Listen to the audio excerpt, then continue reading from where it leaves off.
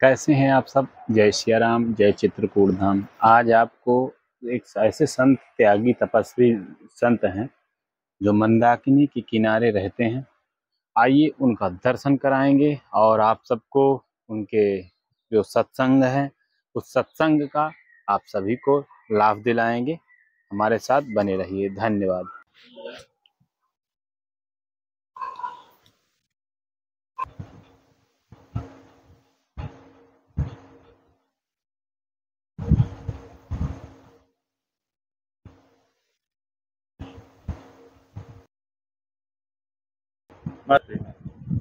प्रभु लोगों के चरणों में अपना जीवन समर्पित कर दिया। हाँ, संसार तो हम लोग भी है जी। तो प्रभु, हम लोगों को अपने जीवन के कल्याण के लिए क्या करना चाहिए?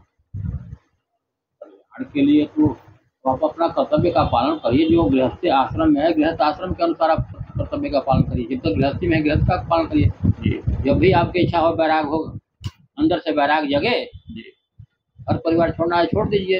ऊपर जंगल में जाकर भगवान का भजन करिए। चौथेपन में तो लिखा ही गया है कि चौथेपन में यहाँ का आनंद। लेकिन मान लीजिए नहीं भी छोड़ पाते हैं तो घर में ही सब आसक्ति छोड़कर घर में ही भजन करिए। जी।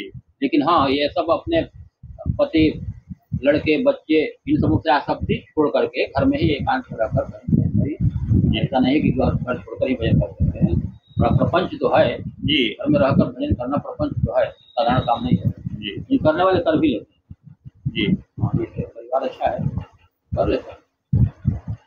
प्रभु जी, जंगल जाना, घर छोड़ना सबके लिए संभव नहीं। ना संभव नहीं, क्योंकि जिनके पास परिवार है, जिम्मेदारियां हैं, वो जंगल नहीं जा सकते।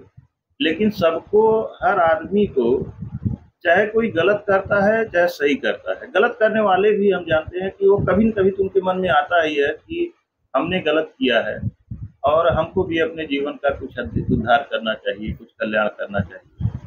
तो प्रभु जी, उनकी बात तो अलग हो गई। लेकिन जो लोग अपने सही मार्ग पर, वो जिम्मेदारियों को छोड़ करके जंगल कहाँ जा पाएंगे? जिम्मेदारी तो छोड़ना ही पड़ेगा। जब वैराग होगा तो सब कुछ छोड़ना पड़ेगा जी। जिज्ञासा होगी, वैराग हो जा तो सब छोड़ना पड़ेगा जी। बिना वैराग का छोड़ भी नहीं सकता। प्रभु जी, किसी के चाहने से हो जाता है कि भगवान करवाते हैं? नहीं, ये चाहने से नहीं होता है। चाहने से जिज्ञासु जैसे होते हैं जी, जिनको जिज्ञासा अंदर से होती है। जिज्ञासु तो जानबूझकर ही सब छोड़ करके भगवान की प्राप्ति के लिए निकलते हैं जी। लेकिन कुछ तो भगवान की कृपा से भगवान ही ऐसा लीला करते हैं कि उसको घर का, गांव का में अच्छा ही नहीं रहेगा जी। सीधे संतों के पास बढ़ेगा जी, सीधे संतों के यहाँ जाएगा, आश्रम में जाएगा, आश्रम में उसको अच्छा लगेगा जी। फिर आश्रम में अपने उसी दिनचर्या से रहने लगेगा, जैसे उठना, जगना, स्नान करना, भजन करना, बस उसी में लग जाता है जी। तो प्रभु जी, जिज्ञासा भी तो बिना भगवान की मर्जी की नहीं आती। ना, ये तो है, बिना भगवान की कृपा का तो कुछ भी नहीं, कुछ भी नहीं। हाँ, राम कृपा ना सही सब रोगा जी। राम कृपा ना सही सब रोगा, जो यही भांति बन ही संजोगा जी। सदगुरु वैद्य वचन विश्वास, इसमें राम जी की ही कृपा है जी। जब राम जी की कृपा होगी, राम कृपा नाश ही सब रोगा, सारे उनकी कृपा से सारे लोगों का नाश होगा। क्यों? सदगुरु वैद्य वचन विश्वास, उसको सदगुरु के पास जाना पड़ेगा जी, और उसके वचन में विश्वास करना, वही वैद्य, वही उस रूप को दूर करेगा, सदगुरु जी। जब तक सदगुरु और वैद्य के ऊपर विश्वास नहीं करेगा, हाँ, तब तक उसके रोग का अंत नहीं हो सकता, चाहे किसी प्रकार का रोग जी। वैद्य गुरु पर बिना विश्वास, गुरु आपको वैद्य पर या गुरु पर विश्वास है तभी ना आप दवा का खाएंगे, तो आपको विश्वास और ही तो होगा जी।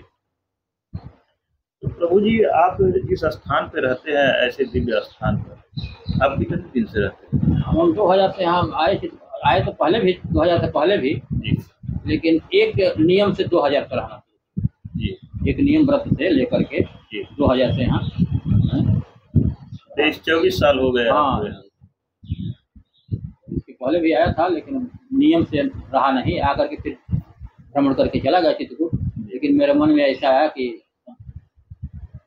पूरे देश का भ्रमण किया तो उसमें चित्रकूट ही मन को भाया, मन को चित्रकूट। इसके पहले प्रभु जी कहाँ था? इसके शुरू में अयोध्या से सीधे हिमालय, हिमालय में यमुनोत्री, केदारनाथ, बद्रीनाथ और अंत में आके उत्तर काशी में ज्यादा रहा।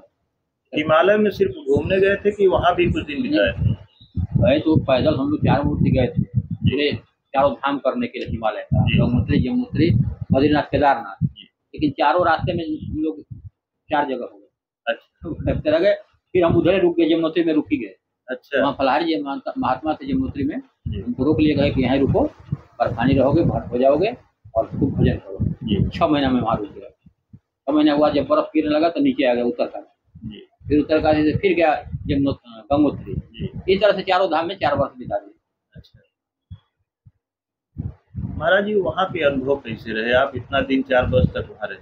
वो तो देवलोक की समझिए, उसमें तो जी ये सब गंगोत्री, यमुनोत्री, केदारनाथ, बद्रीनाथ साक्षात देवलोक के ही समान है। जी वहाँ की दिव्यता अलग है। वहाँ पे भगवान आज भी विराजमान है। विराजमान तो भगवान कुछ चित्रकूट में लिखे हैं तुलसीदास जी, वो तो देवलोक है। देवलोक, वहाँ सभी देवता रहे। हाँ, देवलोक ही स्वर्गलोक जैसे है वैसे देवलोक है वो। जी देवताओं का स्तर ज्यादा है। वहाँ के जो भी लोग हैं एक देवता ही के समान है।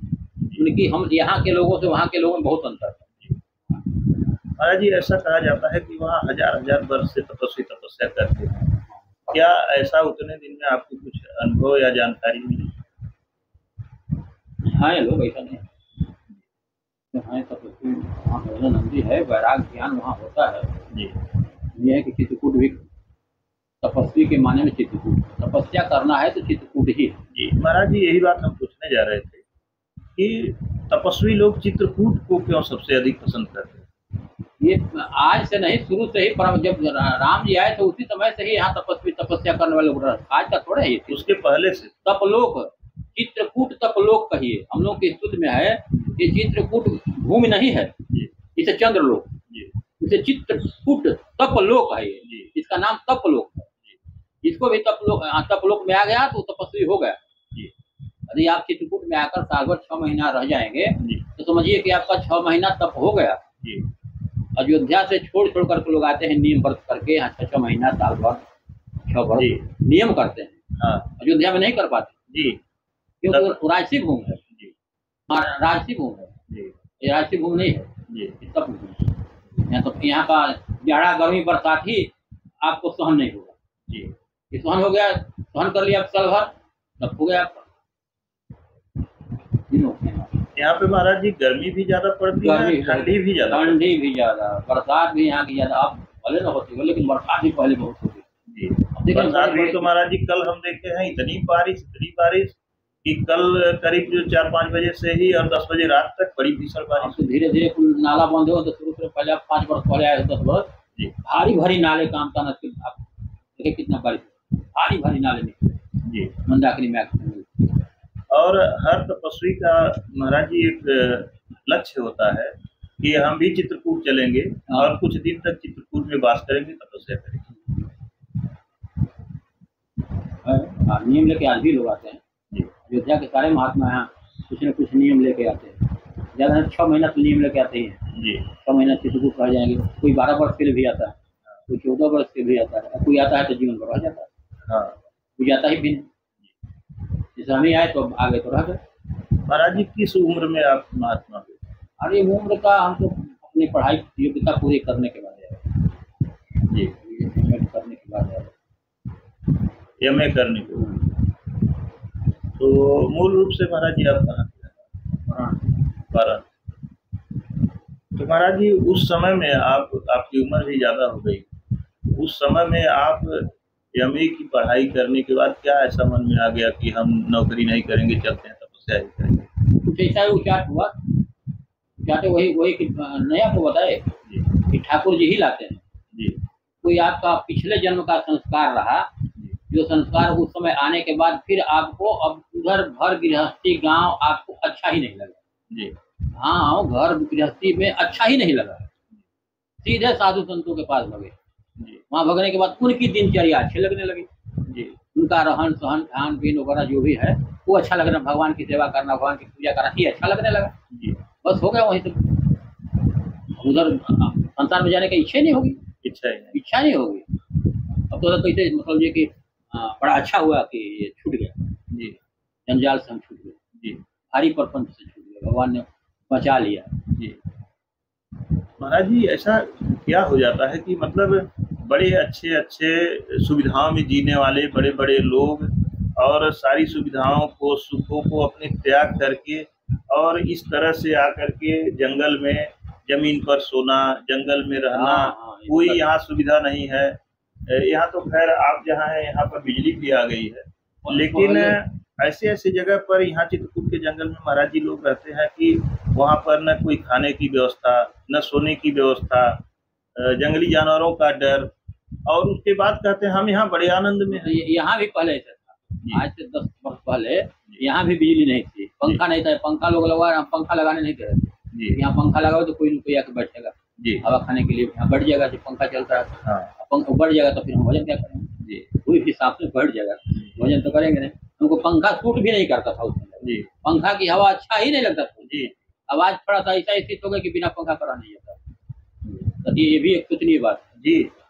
तो वही बात हम कह रहे हैं महाराज कि आखिर क्यों ऐसा हो जाता है कि मन ये करता है कि हम यहीं बड़े आनंद में हैं, वहाँ का आनंद सब बेकार है, ऐसा क्यों होता है? ऐसा आपको जब बैराग हो जाएगा, संसार आपको अच्छा नहीं लगेगा, वो प्रपंच है सब जी, वो सब सांसारिक प्रपंच है, वास्तव में उससे कुछ होना नहीं है जी। होना तो आप जब तक छोड़ करके भगवान में लगेंगे तभी आपको लगेगा कि नहीं, उसको तो सब शास्त्रों ने लिखा है, बिल्कुल उसमें दूर छोड़े जी। शास्त्रों ने भी किया है कि घर गृहस्थी जंजाल अंत में छोड़ ही देना चाहिए। भगवान की प्राप्ति करने के लिए बिना छोड़े बड़ा कठिन काम है जी। हजारों में एक आदमी है जो कि गृहस्थी में रह करके भगवान के प्राप्ति के मार्ग में चले। प्रभु जी शंकर भगवान भी बोले हैं, तुलसी महाराज जी लिखे हुए हैं, तुलसीदास जी, कि उमा कहो मैं अनुभव अपना, सब हरि भजन जगत सब सपना। तो प्रभु जी ये जो जगत है ये सब सपना है, सपना ये एक प्रकार का झूठा है जो असत्य है। क्या मतलब है? आज है कल नहीं रहेगा जी।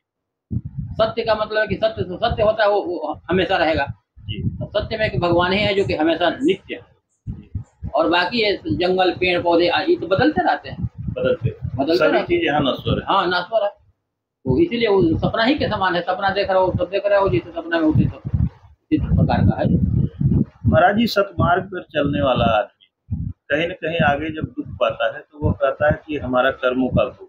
हाँ, लेकिन जो आदमी कुमार्ग पर चल रहा है हमेशा जो है गलत कर्म कर रहा है, जैसे उसका भोजन भी गलत है, सब गलत, सोच भी गलत है, उसके बाद वह कहता है कि कहाँ भगवान है और कहाँ स्वर्ग है, कहाँ नरक है। तो महाराज जी उसका अंत में क्या होता है? जब तक उसका प्रारब्ध है जी, जब तक उसका पुण्य है जी, प्रारब्ध है, तब तक तो जो इच्छा से वो करता रहे जी। जब तक उसका प्रारब्ध पूरा नहीं होगा तब तक उसका कुछ नहीं होगा जी। समय आने के बाद ही, इसके बाद कितना वो गलत काम करे उसको जितना मिलना है मिलता ही रहेगा जी। अब कंस रहा, रावण रहा जी, जितना तप किया था जिसका उतना प्रारब्ध था उतना तो भोगता रहा जी। उसका समय ही होता है। वो समय आने पर जब उसका पाप का घड़ा बिल्कुल भर गया तभी आकर के सत्संगार होगा। उसी तरह से ये आदमी यहाँ पर आकर के कुकर्म करता है, इसलिए वो बचा है कि अभी उसके पास पुण्यों का खजाना है, उसके पास पहले के कुछ किए हाँ वो बचा हुआ है। जब उसके सारे समाप्त हो जाएंगे उसका समय आ जाएगा। अभी देखने से ऐसा लगता है कि ये तो बहुत खराब कर्म कर रहा फिर भी हमसे सुखी है जी। पिछला उसका बैग तो देखे नहीं हो, पिछला बहुत तगड़ा किया है, वो भारी तपस्या किया है, हिरण्यकश्यप ने भारी तपस्या किया था। एक पैर पर दो पैर पर खड़े होकर के ब्रह्मा जी को आकर बोलना पड़ा कि बस करो, इतना भारी तपस्या किसी ने कहा है, जो मांगना है सो मांग लो। उसने सब कुछ मांग लिया, इसलिए टिका रहा। ब्रह्मा जी का वरदान मिल गया तब वो टिका रहा, उसको कोई मारने वाला नहीं था, तो भगवान को ही आना पड़ता। उसी तरह से आप तपस्या किए हैं, तपस्या के बल पर चलेंगे। तपस्या का तत्बल सृष्टि सबके बल पर सृष्टि है, बिना सबका नहीं करता। सब बल विष्णु का पालन करते हैं, सबके आधार पर शिव जी संहार करते हैं।